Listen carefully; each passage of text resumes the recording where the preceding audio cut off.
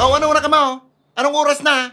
Udto na, bagay pa ka mo nagbuburuat dyan. Ay, kaya may nagralog na surti sa buhay nindo ay. Luntok na, nakirigda pa ka mo.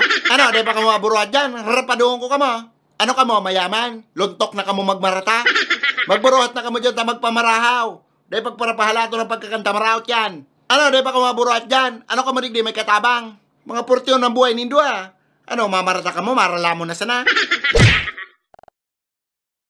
Ay tayaon lang yan dyan. Mata ang gamiton mo sa paghanap. Bako ang nguso. Pag nakuha ko yan, imuro mo ko yan sa imo. Yan ang sinasabi ko sa Indo. Haharanapon Indo pagkastang gagaramito na. Di bagay-girilid ta. Ha? Di ko nakikiaram kayo mga gamit nindong yan niya. Ano to sa kumuha na po niyang brief mong yan? Tano ako nagagamit kaya yan? Pag may hinaharanap ka mo, puro na lang ka mo mama. Kung natatanggal ang pikoy mo noy, haloy na yan na wara. Puro na lang hain.